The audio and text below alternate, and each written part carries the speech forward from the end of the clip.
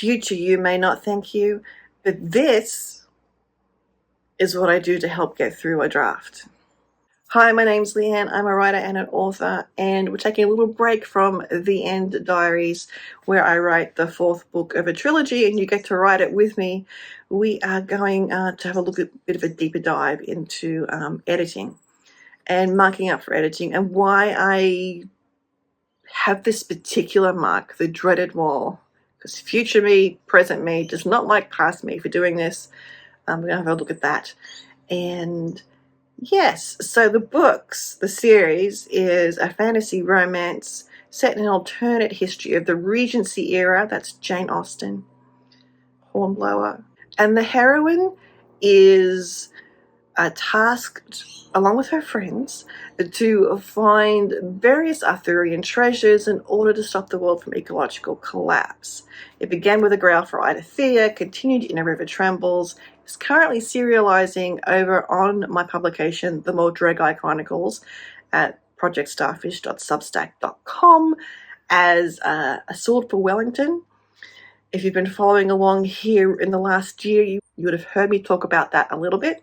We're working on book 4, but we're taking a break to talk about this because I didn't at any point in my vlogs go into this, and I just felt it was like, it's one of those things, when I talk to other writers, we go, oh, yeah, past me did that.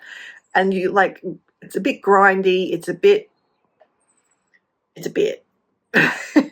but it is something that helps past me get that first draft done and written and not get hung up on various other things that I know I always get hung up on.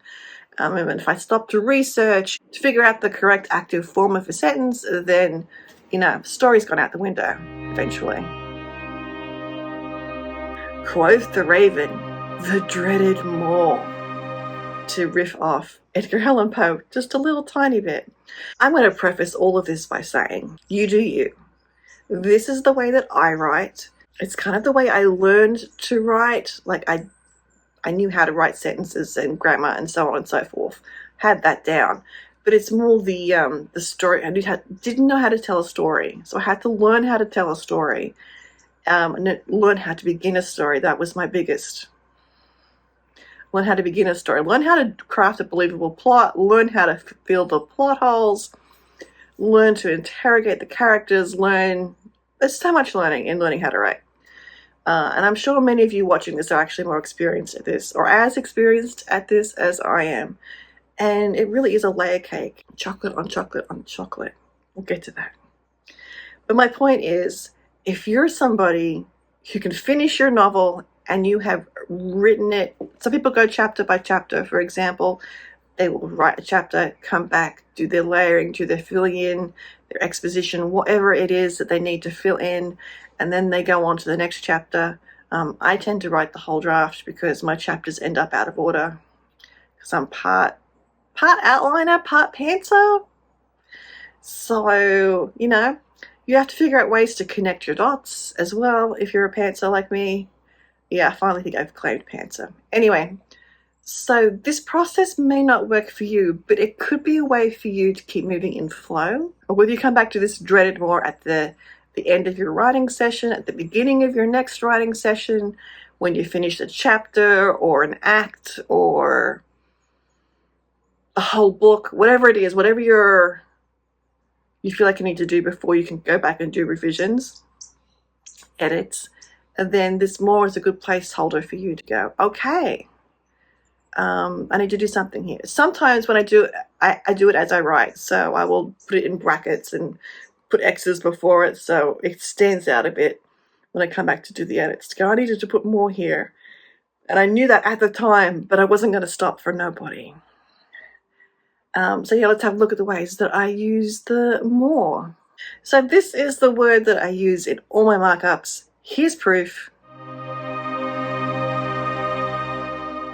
And here's why. When I do my first draft, I need to keep myself in the flow. If I stop to figure out, oh no, I've written in passive tense, or in this case, oh no, I need to know what they're thinking, feeling, and how to show that, depending on the point of view, I don't. I just keep going. If there's a conversation going, it's usually 99% dialogue with occasional reminders to me as to who's talking.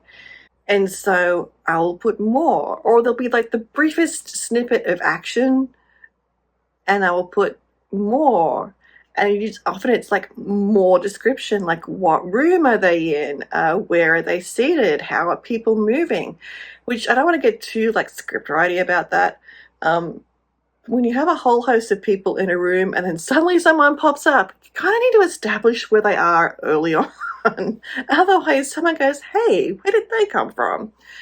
Anyway, so what I do is in my first draft, I just get it all down, all the mess, all down. It is horrible, lazy writing. Like, you would not show this to anybody. Although I may, if you're interested, we could have a look at an early draft and a later draft just to see what the differences are like. If I still have my first book, I can do the first paragraph or two, and then the very first draft that I wrote, and then the first paragraph or two of the published version. That could be fun, right? I could do that. Anyway, back to this one. So that's what I do. And when I get this, when I'm in edits mode, like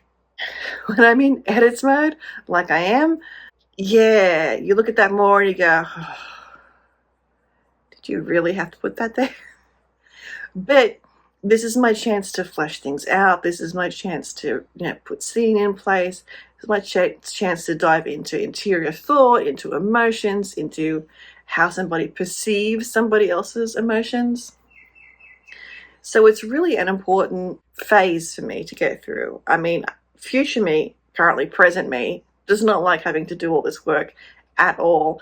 But past me knows that if I do it back with past me, I might never actually get that draft finished. I'll lose my train of thought. I'll lose the plot in general. I mean, we could say that I already have lost the plot. So it really helps me in this first revision pass. Not only am I cleaning up passive tense, excessive use of adverbs. I mean, you need adverbs. They exist for a reason. But excessive use of them, perhaps not so much. Especially when you could be using it to describe an interior feeling or emotion. And so there's more. And more can sometimes be, we need to remind the reader who's talking. Can we throw in like a descriptive sentence here?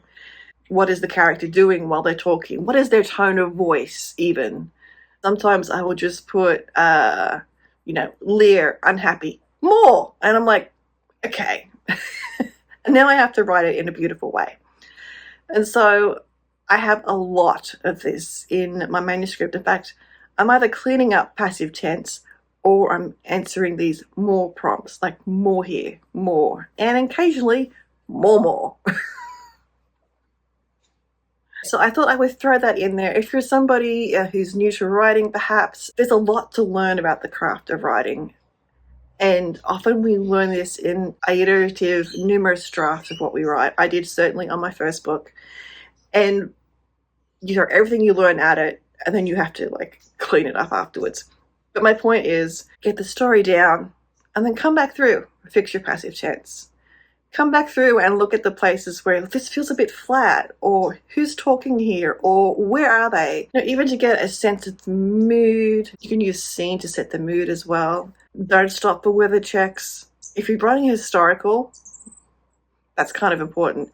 If it's like present day or fantasy, perhaps less important unless you need to know for your story what the seasons are. So if you need a wintry scene, make sure summer didn't happen like a chapter ago, unless that's how your fantasy world works. So those are things like you can layer in on top of the core of your story. And the core of your story is the hero, the heroine, or your band of merry characters. And focusing on that story and that plot, making that works is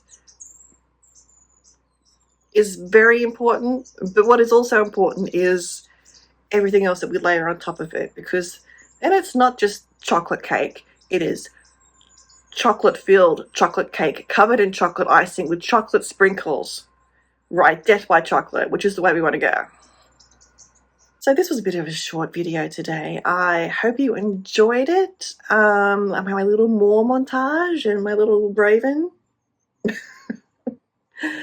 I might make a reel out of this, actually. We'll see. But maybe not. So thank you for watching. Click the like button if you haven't already done that. If you have, thank you so much. I really appreciate it.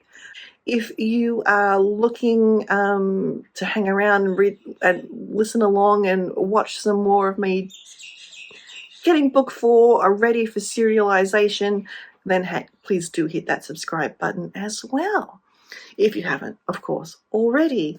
And I think I mentioned at the beginning of this video that you can read the Mordred Chronicles for free over on my publication, and it's the URL is projectstarfish.substack.com.